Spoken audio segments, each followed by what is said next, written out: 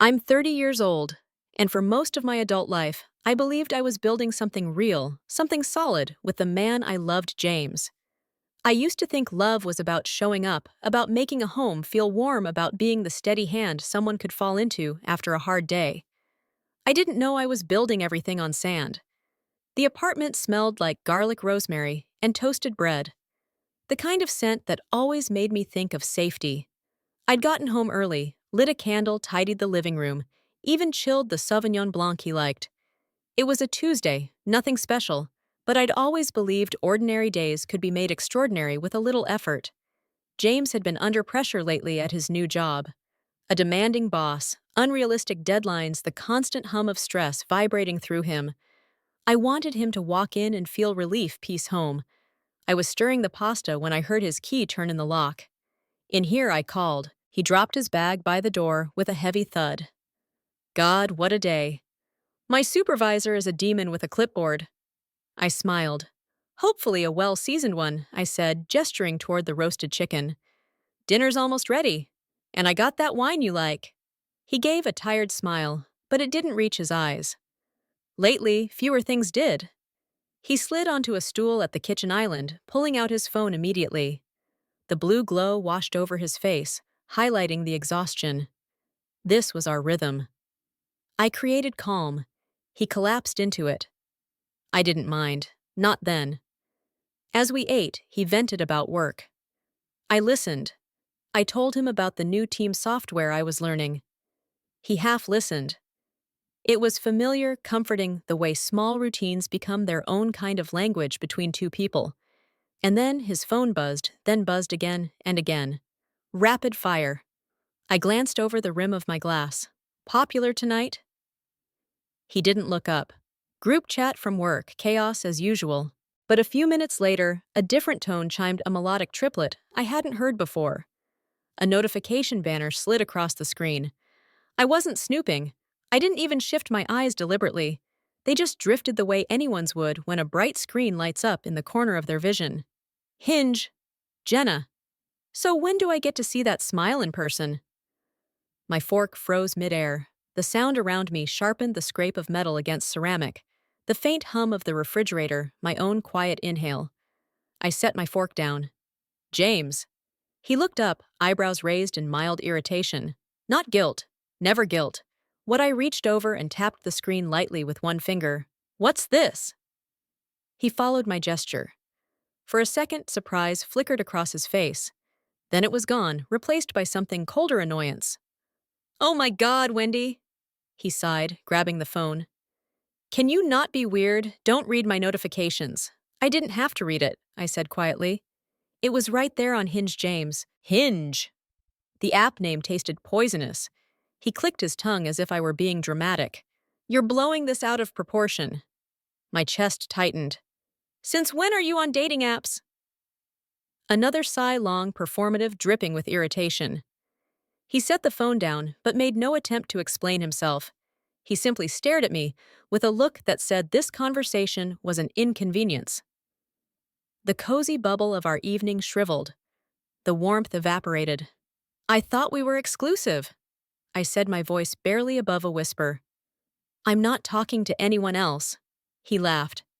It wasn't a kind laugh, not even a nervous one. It was sharp, derisive. The kind of laugh you'd give a child who asked if unicorns were real.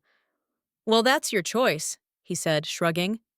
Of course I'm talking to other women. I have to keep my options open. My mouth went dry. Options! He leaned forward, voice dripping with smug certainty. I'm not going to limit myself when you're not even my best option. The words sliced cleanly through the air, precise, devastating. The apartment we painted together, the meals, the quiet nights, the future I thought we were planning, all of it disintegrated under the weight of that single sentence. James, I breathed, unable to process the casual cruelty. He raised a hand, cutting me off. Look, it's just the modern world. Don't be naive. You're comfortable. You're safe. But I'm waiting for extraordinary. Why would I put all my eggs in one basket if that basket is, middle of the road? Each word pressed deeper, sharpened, twisting. You're not serious, I whispered. I'm perfectly serious, he said, almost bored. I deserve options. Something inside me, something tender and hopeful snapped cleanly apart. And in the silence that followed, something else settled in its place. A stillness, a clarity so cold it felt like standing barefoot on ice. I placed my napkin on the table. I stood up. His chair squeaked as he straightened. "Wendy, come on. Don't be dramatic. We're just talking," but I wasn't hearing him anymore. I walked calmly to the closet, took my jacket, the one he said made me look reliable, as if that were my highest aspiration, and put it on. He followed me to the doorway, his irritation shifting to confusion. "Wendy, seriously, we are not done talking." My hand paused on the doorknob. "No," I said softly without looking at him. "We're done." I opened the door and stepped out into the hallway. No slam, no theatrics, just the soft click of the latch, the single most final sound of my life. I walked down the stairs out of the building into the cold night air. I didn't know where I was going, only that I was leaving. The hotel room greeted me with the bland, neutral smell of citrus cleaner and faint detergent, the type of scent that belongs to places without stories. I closed the door behind me and stood still for a moment, letting the unfamiliar quiet settle around me. Beige walls, a king-sized bed with perfectly tucked sheets, a desk no one had ever cried at or worked late into the night over. No memories of James. No reminder of the life I had spent years propping up. Just silence deep and echoing, waiting for me to breathe in it. I set my supermarket bag on the dresser and finally exhaled. The sound felt strange in the sterile room, like it came from someone lighter unburdened. I changed into the stiff t-shirt I had just bought. Brushed my teeth with the new toothbrush plugged in the new phone charger. Each routine task felt like a small act of separation, a quiet, intentional cutting of threads that had tied me to someone who had never valued what I gave. When I sat down on the edge of the bed, the ache arrived. It wasn't the sharp, dramatic pain movies like to dramatize.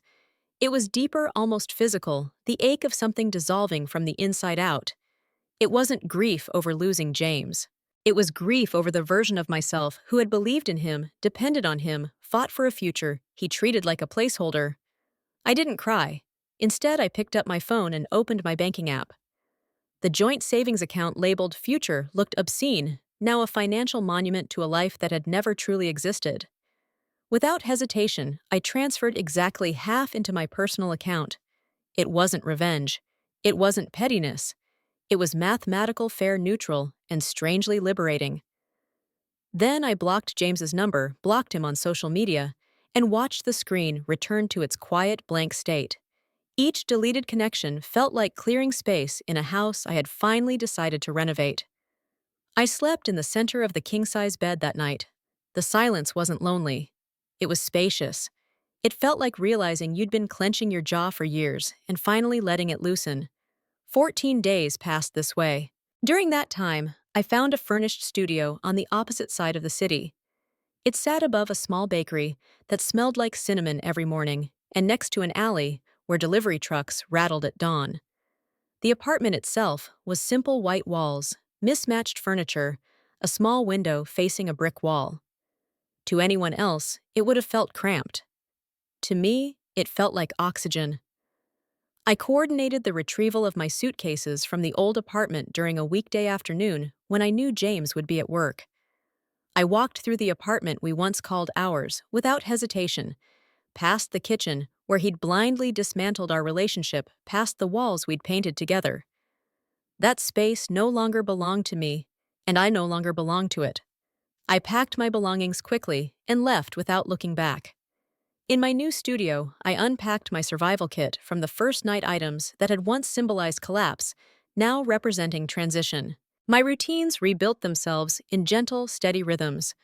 Early morning runs when the streets were still empty. Quiet showers where steam softened the sharp edges of my thoughts. Simple meals made without the weight of waiting for someone. Evenings spent reading by the window, with the faint sounds of the bakery below humming like background music. One evening, around the 2-week mark, my phone vibrated on the coffee table. Not a call, just a text from an unknown number. I didn't rush to pick it up. I finished my page, closed my book, and then glanced at the screen. "James, are you seriously still ignoring me?" "It was a joke, Wendy. You take everything so seriously." The message sat there like a piece of debris washed up from a storm. I no longer lived inside. He called it a joke. The laugh he had delivered, the condescension, the dismissal, the slicing away of my worth, all dismissed as humor, I had somehow failed to appreciate. I felt nothing. No anger, no sadness, only distance. I placed the phone back on the table and returned to my book. That message was a fossil evidence of a creature that no longer lived in my world. The next day, my phone rang. It was Mason, a mutual friend who was loyal more to truth than to either of us. His voice carried a cautious concern. "You doing okay?" he asked. I told him I was. Truly I was. He hesitated before telling me what James had been saying, that I had overreacted, had a meltdown, dramatized a harmless joke, abandoned him without explanation. James was rewriting the narrative for anyone who would listen. I didn't interrupt. I let Mason continue. Then he delivered the part he had clearly been building toward.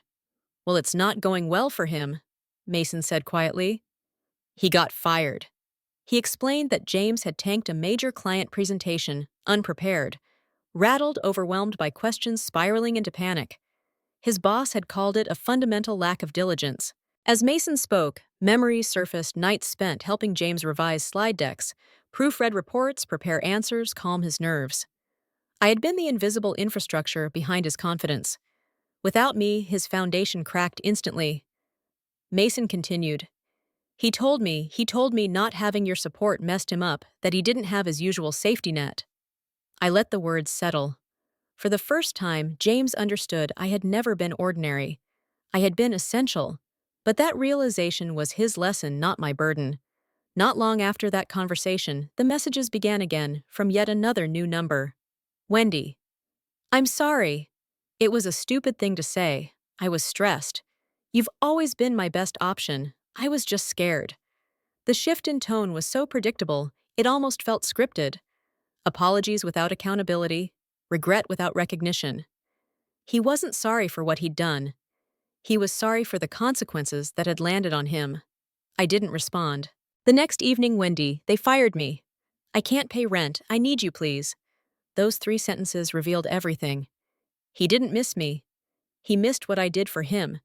He missed the stability, the structure, the invisible scaffolding I had provided, without ever being thanked for it.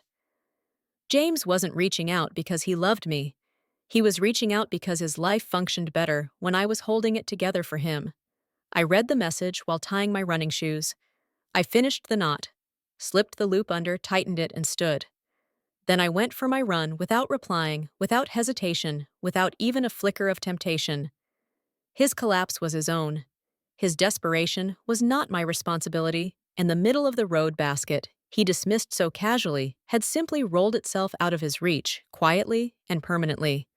I didn't expect Mason's call to be the beginning of a slow unraveling, but as the days passed, it became clear that James's life was crumbling in ways even he hadn't anticipated. The more distance I put between us, the more pieces seemed to fall off him, like he had been held together with invisible threads I never realized I'd been supplying. After Mason told me about the failed presentation, the firing, the panic, I spent the next few evenings observing my own reaction carefully, almost clinically. There was no satisfaction and no bitterness. What surprised me most was the absence of surprise itself. I realized slowly and painfully that I had always been the one smoothing over his rough edges. When he forgot deadlines, I reminded him gently. When he spiraled into anxiety, I steadied him.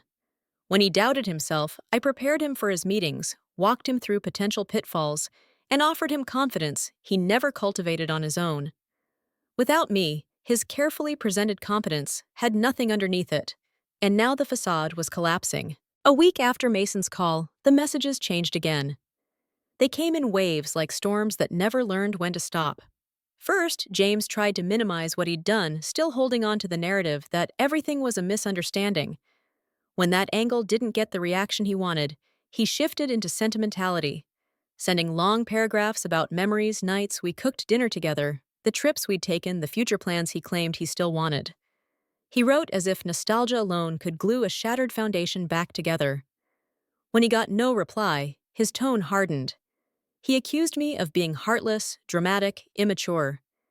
He wrote that walking out had been cruel, that I had blindsided him, that I owed him a conversation. Then, as abruptly as he'd turned angry, he turned needy. He asked for help, for advice, for comfort. He claimed he had no one else to talk to. He sent photos of eviction notices. He described his sleepless nights, his panic attacks, the feeling of his life slipping out from under him. Every time a new message arrived, my phone buzzed like a reminder that someone else's world was collapsing. But mine was finally beginning to stabilize. I read every message, not out of hope or curiosity, but out of a desire to understand just how deep the illusion had been, the illusion that we were equals building something together. In truth, I had been doing the building. He had simply been standing in the house I constructed, admiring the architecture, and assuming the structure would never fail. One afternoon, while I was working on a small writing project at my tiny kitchen table, Mason called again. His voice was heavier this time, more hesitant, as if he wasn't sure whether he should even tell me what he was about to say. "Are you sitting down?"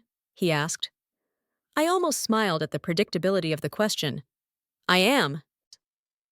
"What's going on?" Well, James is not doing great," he said. "And I don't mean the job situation. He's unraveling emotionally. It's been bad." I waited silently for him to continue. "He hasn't talked to his parents. He's avoiding his friends. He refuses to admit what he did to you, but he told Mark that he can't handle the consequences. He's saying he feels abandoned." The word abandoned sat heavily in the air, but it didn't land on me. Not the way he probably expected. I thought about the night in the kitchen, the confidence with which James told me I wasn't his best option. The casual cruelty he wielded as if he had nothing to lose. I wasn't the one who abandoned anything. I simply stopped carrying a weight that had never been mine in the first place. Mason continued, "Look, I'm not calling to guilt trip you or anything. I'm just saying whatever he's going through, it's the fallout." I nodded, even though he couldn't see me. The fallout was always going to happen, Mason. He just never believed he'd have to experience it. There was a long silence before he spoke again. "He keeps saying he doesn't have the tools to get through this without you." "That's the point," I said quietly. "He was never supposed to rely on me for basic tools. That isn't a relationship. That's dependency." Mason sighed a soft sound of resignation. "I figured that's how you'd feel.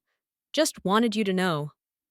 "I appreciate you telling me," I said, and I genuinely meant it. After we hung up, I sat still for a long moment, letting everything settle. Instead of feeling conflicted or torn, all I felt was clarity. Leaving James hadn't broken him. It had revealed him. Without me, the weaknesses he had always hidden from the world were suddenly visible to everyone, including himself. Later that evening, another message came through. The tone was different from the previous ones, shorter, more frantic, less constructed. "Wendy, I'm serious. Please talk to me. I need to explain. Please, just 5 minutes. I promise." I didn't answer. The next day, I received a much longer message. It wasn't coherent. The sentences ran into each other. He wrote about sleepless nights, panic attacks, fear and loneliness. He wrote about feeling like everything was slipping away.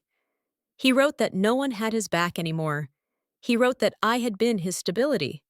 Only at the end did he mention what mattered most to him. "I can't lose the apartment. I have nowhere to go. I don't have money. Please, Wendy, just help me figure this out." It was the first truly honest thing he had written. He didn't need me. He needed rescue, and I was no longer his lifeguard. I closed the message, put the phone face down on the table, and stared at the brick wall outside my window. I felt an unexpected sense of grounding, as if the universe had stopped spinning long enough for me to plant my feet firmly for the first time in years. For James, everything was falling apart for me. Everything was finally lining up. By the end of that week, one final message arrived. "If you won't answer my text, I'm coming to find you. We need to talk." That message didn't sound angry. It sounded desperate. And desperation, when cornered, always finds an exit. I didn't know it then, but he meant it literally. I didn't think he would actually show up. People say a lot of things when the dieer's desperate, but James had always been more talk than action. So when he said he would come find me, I assumed it was just another attempt to provoke a response. I didn't expect him to follow through. I didn't expect him to walk straight into the life I was building without him. It happened on a Thursday afternoon at the Daily Grind, the little coffee shop I'd adopted as my home office. I had grown fond of its constant low-hum espresso machines, clinking dishes, soft chatter. Unlike our old apartment, nothing here reminded me of tiptoeing around someone else's moods. Nothing here required me to shrink. I was sitting in the back corner, sketching out design ideas for a project I'd been slowly developing for weeks. The air smelled like dark roast and cinnamon, and the afternoon sun filtered through the windows in warm, forgiving slants. It was one of those rare moments where everything felt suspended quiet, productive, peaceful. Then a shadow fell across my table. I didn't need to look up. I felt the disruption before I saw it. The same frantic energy he always carried when he wasn't in control. When I finally lifted my head, James stood there gripping the strap of his messenger bag so tightly his knuckles were white. He looked smaller. The polished confidence he used to wear like armor was gone. His hair was unkempt, his shirt wrinkled, his eyes rimmed with exhaustion. For a moment, he just stared at me as if he'd forgotten how to form words. "Wendy," he said finally, voice low, raw. "Can I sit?" I gestured lightly to the empty chair, not welcoming, not rejecting, neutral. He slid into the seat with a heavy exhale, as though even sitting down took effort. He watched my face with an intensity that bordered on frantic. "I've been trying to contact you," he said. His voice trembled despite his attempt to steady it. "I know," I replied, folding the corner of my sketchbook. He swallowed hard, clearly thrown off by my calmness. "You blocked every number I tried. You didn't answer once, not even to tell me why you left. You know why I left." He flinched, the words landing like gravel. He rubbed his hands together, staring at the table. "I messed up. I know that I was stupid. I was stressed. I wasn't thinking clearly." I tilted my head slightly. "You were very clear, James." He opened his mouth closed. It tried again. "Wendy, please." "You know I didn't mean that stuff." "Not really. I was just being honest," I said softly. He froze. "I heard you." I continued, my voice steady, measured. "I heard you the first time. You said exactly what you wanted to say." He shook his head desperately. "No, I was trying to push you away because I didn't think I deserved you. And I don't know. I panicked. I made a joke, a bad one. And now everything's ruined." He pressed a hand to his forehead as if trying to physically hold himself together. "I lost my job. I might lose my apartment. Everyone thinks I'm a screw-up. I haven't slept. I feel like the ground is disappearing under me." I let his words settle in the air, heavy and unbalanced. He looked at me with eyes that begged for something. Sympathy, reassurance, rescue, anything that would make him feel anchored again. "Aren't you going to say something?" he whispered, voice cracking. "Anything." I took a slow sip of my coffee before answering. "James, you spent years depending on me, without ever admitting it. I supported you, coached you, studied you, and you didn't just take it for granted. You treated it like it meant nothing." His breath hitched, his eyes wide. "I know. I know. I know." He repeated, panicked. "I understand now. I swear I understand." I shook my head. "No, you don't. You understand the consequences, not the actions." For a moment, he seemed to collapse inward. Then he leaned forward, gripping the edge of the table. "Wendy, please. I need you. I can't do this without—" I lifted my hand, gently stopping him. Something inside me clicked into place. The final tumbler of a lock sliding shut. The calm that filled me was not coldness. It was clarity. "You were right," I said quietly. He blinked. Confusion creased his forehead. "What?" "That night I said, you were right." Hope flickered in his eyes, bright, desperate. "So you understand, it was a mistake. We can fix. I wasn't your best option." I continued, cutting through his sentence with a calm, unyielding finality. His face went still as if turned to stone. "But because of everything you said," I added, my voice soft but unwavering. "I realized something valuable, something I needed to understand a long time ago." I picked up my sketchbook, closed it, and slipped it into my bag. His breath quickened. "You taught me." I said that I was settling too. settling for someone who needed me but never valued me. And because of that lesson, I found a better option. His voice cracked. Wendy, my better option, I said gently, is a better life. One where I'm not someone's safety net or fallback or backup plan. And that life, I met his eyes, not with anger, but with finality, doesn't have a place for you in it. The hope in his expression died slowly, painfully, as if he were realizing he had finally lost control of a script he'd always assumed he owned. He opened his mouth, but nothing came out. The desperation, the guilt, the manipulation, all of it dissolved into silent shock. He looked at me the way someone watches a door close on the last exit. I rose from my seat, slipped my bag over my shoulder, and gave him a polite nod. Good luck with everything, James. Not sarcasm, not bitterness, just a simple truth between two strangers who once shared a home. I walked toward the door of the cafe. The small bell above it chimed softly when I opened it. Warm sunlight spilled across my face as I stepped outside. I didn't look back because I didn't need to. And because for the first time in a long time, I knew exactly where I was going. Walking out of that cafe felt nothing like escape. It felt like alignment, like the world had finally rotated into the position it was always supposed to be in. The sunlight outside wasn't brighter than usual, but it felt different on my skin, warmer somehow, as if I was finally standing in a place where the light could actually reach me. For the first time in years, I wasn't reacting to someone else's needs. I wasn't holding anyone together. I wasn't saving a sinking ship while pretending I wasn't drowning in the process. I was just me, and I didn't realize how much I had missed her. Over the next few weeks, life didn't transform in some magical, dramatic way. It settled. It softened. It made space for itself. The studio apartment began to feel less like a temporary shelter and more like something I had chosen on purpose. I rearranged the small kitchen to make it functional. I bought a second-hand lamp with amber light that made evenings feel calm instead of lonely. I placed a tiny potted plant on the windowsill, even though I had no idea how to keep one alive. The bakery downstairs became my accidental alarm clock.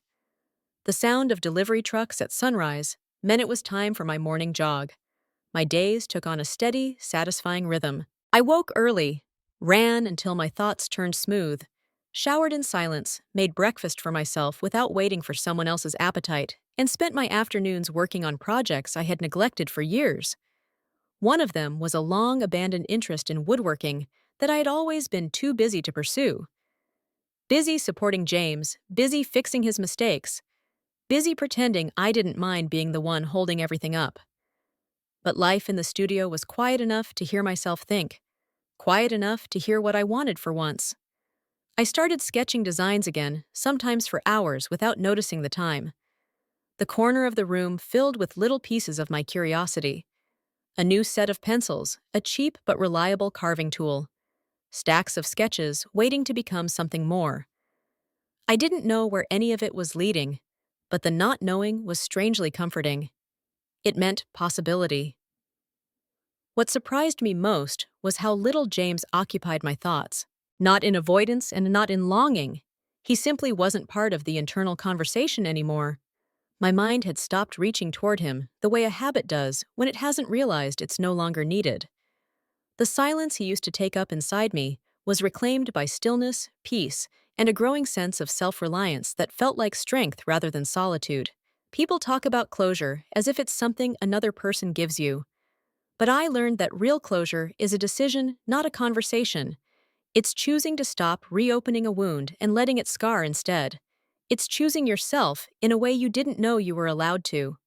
2 weeks after the cafe, Mason invited me to a small get-together with a few friends.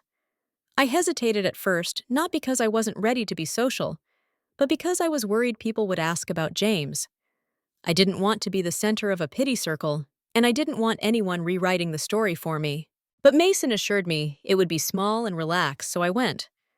I expected awkwardness, but instead I found myself surrounded by people who talked about their lives, their jobs, their hobbies. Real things unrelated to drama, or collapse, or emotional cleanup duty. No one asked me to rehash what happened. No one tiptoed around me. I was simply included. welcomed part of the world again in a way I hadn't realized I missed. At one point during the evening, I stepped outside for some air, and one of Mason's friends, a woman named Claire, wandered out with her drink. She wasn't digging, wasn't probing, just standing beside me, breathing in the cool night air. "You seem lighter," she said gently, almost as an observation rather than a compliment. "I considered that I feel lighter." She nodded as if she understood more than I said out loud. Sometimes people don't realize how much weight they're asking us to carry until we finally set it down. It was such a simple sentence, but it stayed with me long after the gathering ended. I carried it home with me. It felt like truth. As the days passed, I realized something important. Freedom didn't announce itself loudly. It wasn't fireworks or grand gestures. It showed up quietly, in morning light, in ordinary tasks, in the pleasure of choosing my own schedule, in the calm that filled my chest where tension used to live. One evening, I found myself sitting at the little desk in my studio, looking over the sketches I had made over the past month. Some were rough, some detailed, some ambitious. As I organized them, I realized I wasn't just dabbling. I was building towards something that felt like a direction, maybe even a calling. I started researching classes, workshops, small communities of artists and designers. I didn't tell anyone right away. It felt personal, like a seed that needed quiet soil before it could grow roots. I didn't know if it would become a career or a hobby, or something in between, but the very idea of stepping into a world that was mine entirely, mine, felt profound. I thought about James only once during that moment. Not with anger and not with nostalgia, but with clarity. If I had stayed with him, I would never have found this version of myself. The one who wasn't constantly repairing someone else's foundation. The one who wasn't sacrificing her own voice to amplify someone else's. The one who could look at a blank page or a raw piece of wood and see potential instead of exhaustion. That realization was the true twist of the whole story. I hadn't lost anything when I walked out of his apartment. I had reclaimed everything I didn't know I had given away. And for the first time in a long time, the future didn't feel like something I needed to build for someone. It felt like something I wanted to build with myself. I closed my sketchbook, looked around my little studio. The mismatched furniture, the cinnamon scent drifting up from the bakery, the soft light glowing from the thrifted lamp, and felt a deep, grounded certainty settle in my chest. Freedom didn't feel like a fresh start. It felt like coming home to peace,